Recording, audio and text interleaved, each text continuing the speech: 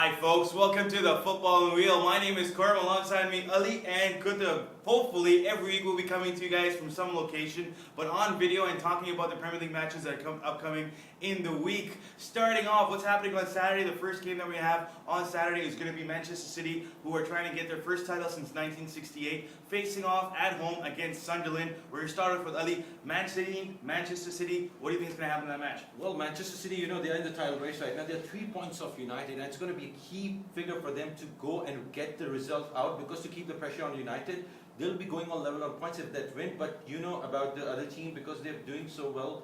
And in terms of Tevez, Carlos Tevez' reintroduction is like a new signing right now.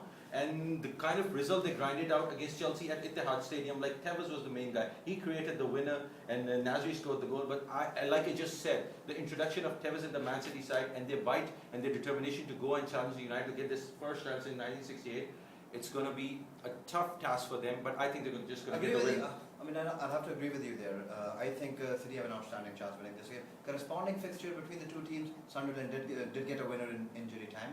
Was that dude Ji Dong-won? Ji Dong-won. He scored in the injury time, and that was the big time when Manchester City started What losing relation points. he's got with Park Ji-sung though? They were Korean or something, or at least Oriental. We're not going to go into Okay, that. We're not going to go family trees or but, anything. But let's talk about Sunderland. Let's talk about Manchester City. Manchester City, 18 matches plus.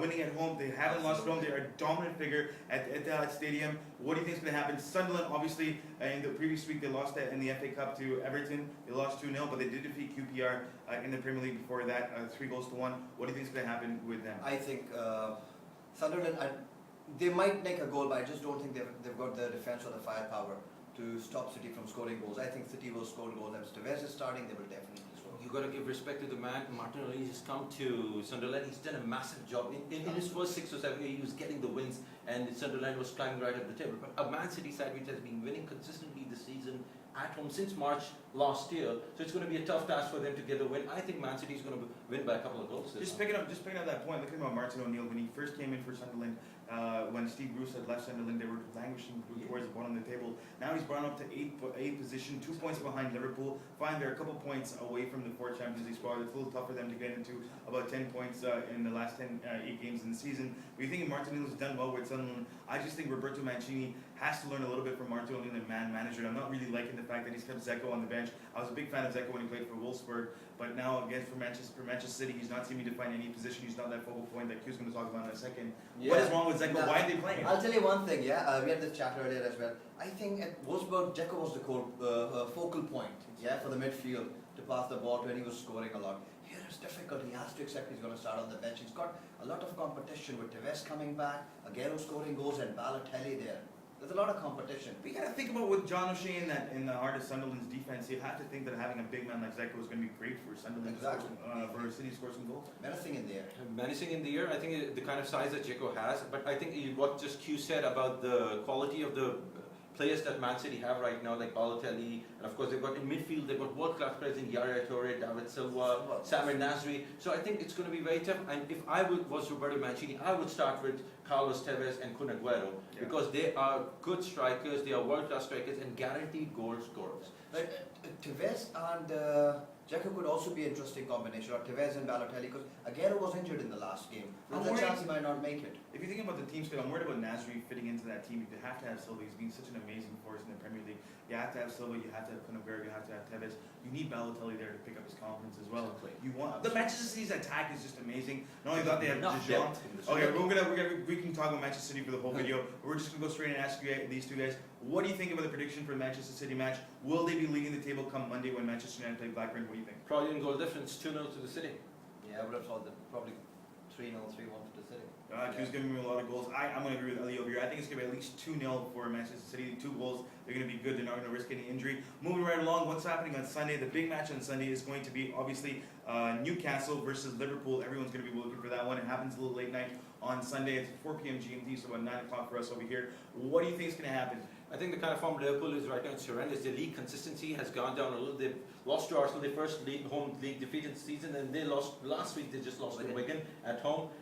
Luis Suarez did equalise, but then they lost later on, and it's not a good sign. I don't see, because they are 8 points a difference of that Champions League spot about Chelsea, right? And Newcastle, they've got 8 points difference with them as well, because Newcastle is tied with Chelsea in terms of points. So Liverpool, you might not say like 8 games remaining, and they've got a Champions League spot to fight. But I don't fancy Liverpool. And in this particular game, Newcastle, a resurgent Newcastle side that has been playing so well in Demba Ba, Pape Cisse. Then you got Hatem Ben Arfa who's playing so well, and you got to give them the home advantage. I think Newcastle is going to nick this one. Right. I agree with you on a lot of points there. I think the French contingent there, even Gabriel Oberton's doing well, Ben Arfa's doing well, good strikers. I just think Liverpool, after the recent defeat, will be too pumped up. Dalglish would have had them pumped up. Gerrard would be pumped up. Wait till they have one eye on that FA Cup. Yeah, they could have. Let's talk about Samani for a little bit. Look at Demba Ba. He hasn't scored in the last 5 games for Newcastle. Yeah. But he's still their league leader in terms of goals, 16 goals. If you think about Pape Cisse, he's another Senegalese partner who's actually come in the January transfer window. The guy's got 6 goals. 8th fastest Newcastle player to score 5+ goals in a Premier League season. So they got a really good attack. And when they played against Liverpool last time, they really suffocated that midfield. Demba Ba helping them out as well, keeping the possession, keeping the ball, getting shots on target. Liverpool's struggling to get goals, especially away from home. They've lost 3 away games in a row. I just don't see Liverpool winning this one, regardless of how much King Kenny has been pumping them up. The point of the matter is, Newcastle United, they have been fared very well against the big teams who have come to the Sports Arena. They had a draw with Arsenal. They beat Manchester United convincingly 3-0. And Liverpool are not in the best of forms right now. So a resurgent Newcastle side, you've got to favour them when they are playing at home. And they've got world-class players in Colaccini, Gutierrez, Hatem Ben Arfa, Demba Ba, regardless of the fact he hasn't scored in a while. But he can create problems, but still, and he can heal the channel for season. Liverpool is out of options right now. They're having problems with Luis Suarez. They don't have that But confidence. historically, we've known Liverpool as we've become to know Liverpool as a team now who can really pull up their socks for that one-off game, like they did against Man United earlier in the season. They can G themselves up for that one-off game. You know, a lot of things are going in favour of Newcastle, but Liverpool, man for man, are Never also doubt the very quality strong. of Liverpool. But you know what? There. There's one thing about Newcastle. A lot of people are forgetting. From the beginning of the season, there was one star performer in Newcastle that did so well. His name is Tim Krul, and he's still in goal for Newcastle. He's played every game. He's played every minute for Newcastle. He is an astounding goalkeeper, at least this season alone. Pepe Reina, obviously, consistently above one. He does really well for Liverpool whenever he's in net.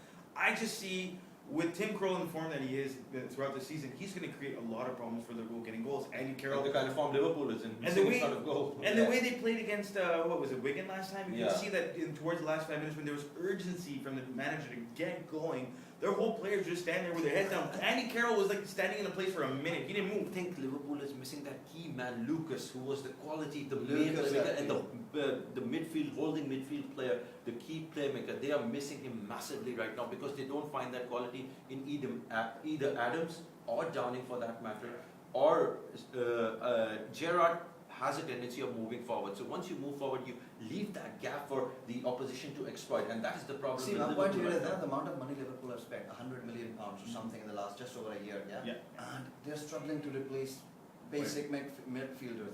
That's a massive problem. Over the years, They've never been able to replace Xabi Alonso. well, that's the thing now. They've lost players of the caliber of Torres. No matter what his form is now, he was amazing at Liverpool. Same thing for Alonso. Same thing for the other Spanish guy they had. I keep Luis forgetting, Luis Garcia. Yeah. Now those 3 guys have been replaced by Adams, Carroll, Downing. It just doesn't weigh up. 35 million, 22 million. Yeah, it just 18 doesn't million weigh for up. Downing. In You know how terms bad of is it for quality. England that Spanish players have been replaced by English, and Liverpool, the club that it is actually going A down. Champions League And contender. Liverpool is consistently finishing for the last 3-4 years in the 6th or 7th position. All right, not been able to predictions stop. times. Prediction time. Newcastle, Liverpool. Start with Q. I think Liverpool are nicking the 3-2. Whoa. 2-1 to the Newcastle. I'm thinking Newcastle might win this one, at least 3-2. I'm thinking I'm going to go the opposite. It's going to be a very close game. It's one of those Sundays that you want to watch.